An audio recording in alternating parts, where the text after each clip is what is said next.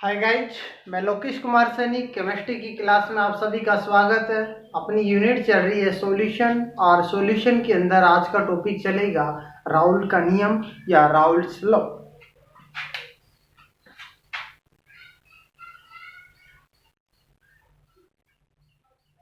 Raoult's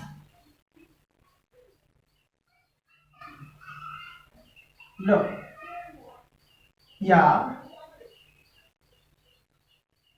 Raoult का नियम। आज इस टॉपिक की बात करते हैं, राउल्ट के नियम की बात करते हैं। देखो, इससे पहले की क्लास के अंदर अपन ने बात की थी वाष्प दाब क्या होता है, अर्थात उसके अंदर अपन ने देखा था कि कोई भी निश्चित ताप होता है। बंद पात्र के अंदर बात करते हैं, बंद पात्र में निश्चित ताप पर यदि बात करें कोई भी द्रव की, तो द्रव के अंदर यदि उसको गर्म किया जाता है तो उसके दौरान वाष्प बनता है। वाष्प के बाद में मतलब जब वो वाष्प होता है सतह से टकराता है तो उसके दौरान उसका संघनन होता है, फिर से वो द्रव अवस्था के अंदर कन्वर्ट होता है। तो उसके अंदर अपन ने डेफिनेशन की बात की थी कि किसी भी जो बंद पात्र होता है, बंद पात्र के अंदर निश्चित ताप पर किसी भी द्रव की सतह पर वाष्प द्वारा लगाया गया जो दाब होता है उसे ही अपन वाष्प दाब कहते हैं। आज यहाँ पर बात करेंगे जो यहाँ पर जो राउल्ट के नियम की बात करेंगे, उसके अंदर वाष्प दाब जो टर्म अपन ने पढ़ी थी, वाष्प दाब पढ़ा था, उसको यहाँ पर काम में लेंगे। देखो, जो राउल्ट का नियम होता है इसको दो प्रकार से देखते हैं। एक तो देखते हैं राउल्ट के नियम के अंदर कि अवाष्पशील विलेय युक्त विलयन का वाष्प दाब, अर्थात अवाष्पशील विलेय युक्त विलयन के लिए राउल्ट का नियम, और दूसरा वाष्पशील विलेय युक्त विलयन के लिए राउल्ट का नियम। अर्थात इसके अंदर नंबर 1 की बात करेंगे अवाष्पशील विलेय युक्त विलयन के लिए। नंबर 1, अवाष्पशील विलेय युक्त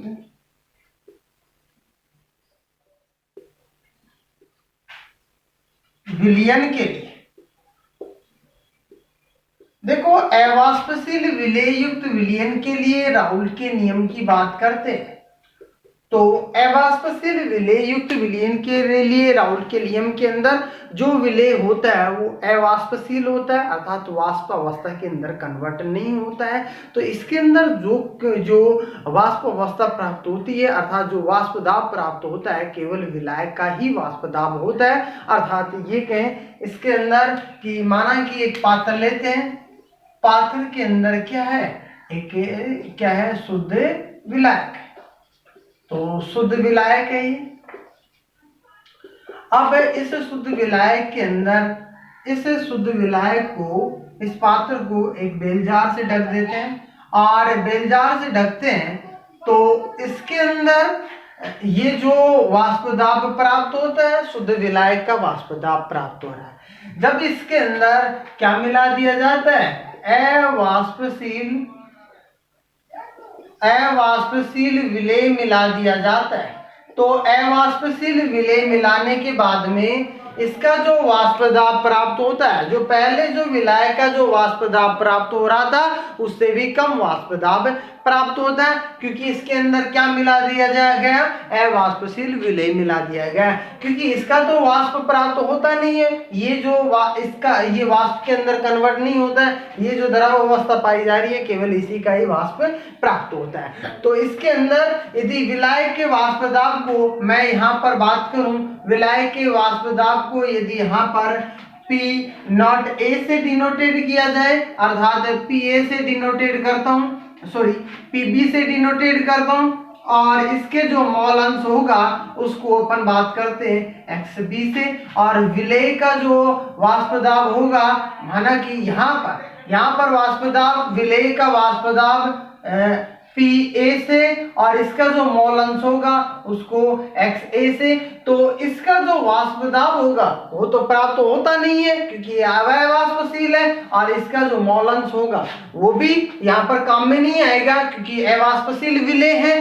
तो जो भी वाष्प दाब प्राप्त होगा वो केवल शुद्ध विलायक के ऊपर ही डिपेंड होता है, अर्थात जो इसके जो मॉलंस होते हैं XB होते हैं उनके ऊपर ही निर्भर होता है। इसकी मैं डेफिनेशन बोलता हूं, आप लिखो इसके अंदर। देखो इसके अंदर आप लिखो कि राउल्ट के अनुसार अवाष्पशील विलेय युक्त विलयन का वाष्प दाब अवाष्पशील विलेय युक्त विलयन का वाष्प दाब द्रव विलायक के मॉल अंश के समानुपाती होता है। द्रव विलायक के मॉल अंश के समानुपाती होता है। नेक्स्ट लाइन, माना कि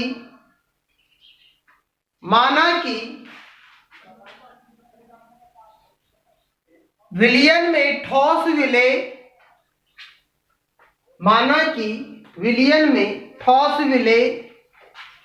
A का मॉल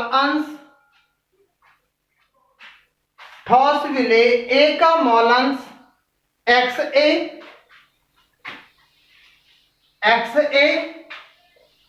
तथा विलायक B का मॉल अंश XB है। विलायक B का मॉल अंश XB है। नेक्स्ट लाइन, राउल्ट के अनुसार विलयन का वाष्प दाब ब्रैकेट में लिखो PS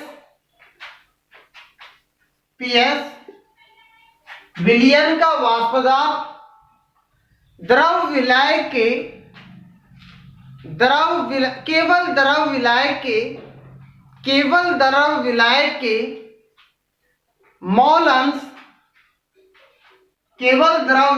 के मॉल अंश ब्रैकेट में लिखो XB के समानुपाती होता है। द्रव विलायक के मॉल अंश के समानुपाती होता है, अर्थात नेक्स्ट लाइन, राउल्ट के अनुसार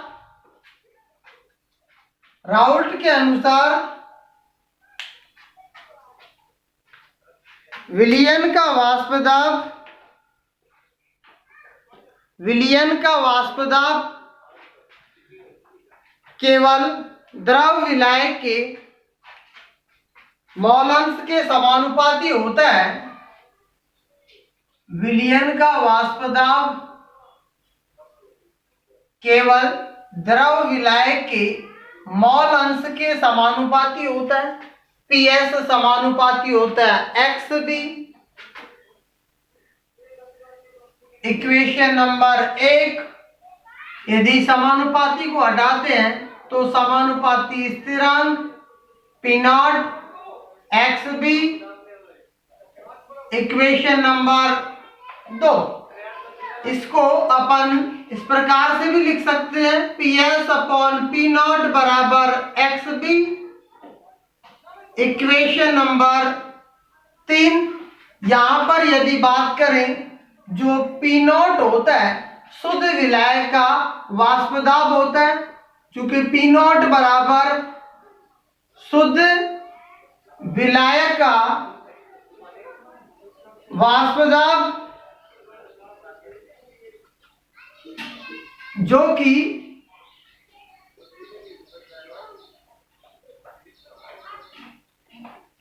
या जो स्थिरांक होता है।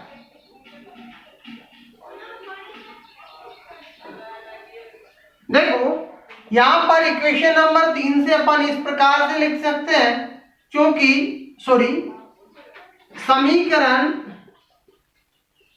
3 को दोनों तरफ से एक में से घटाने पर यदि एक में से घटाते हैं तो 1 minus P S upon P not बराबर 1 minus X B, P not minus P S upon P not बराबर, चूंकि अपन ने देखा था मॉल अंश के अंदर, जब देखा था और मॉल अंश की डेफिनेशन देखी थी तो उसके अंदर अपन ने देखा था मॉल अंश के अंदर कि विलयन में किसी अवयव का मॉल अंश उस अवयव के, अर्थात ये कहें कि विलयन में किसी अवयव का मॉल अंश उस अवयव की मॉल संख्या और विलयन के सभी अवयवों की मॉल संख्या के बराबर होता है। अर्थात विलयन में किसी अवयव का मॉल अंश उस अवयव की मॉल संख्या और विलयन के सभी अवयवों की मॉल संख्या के मॉल संख्या का अनुपात होता है। अर्थात ये कहें कि इसके अंदर कि देखो यहाँ पर अपन जानते हैं 1 माइनस एक्स बी बराबर होता है एक्स ए, 1 माइनस एक्स बी की जगह क्या रखेंगे, एक्स ए रखेंगे, एक्स ए। तो ये प्राप्त होता है, इक्वेशन नंबर हमारे को प्राप्त होती है 4, और ये इक्वेशन नंबर 4 अवाष्पशील विलय युक्त विलयन के लिए राउल्ट का नियम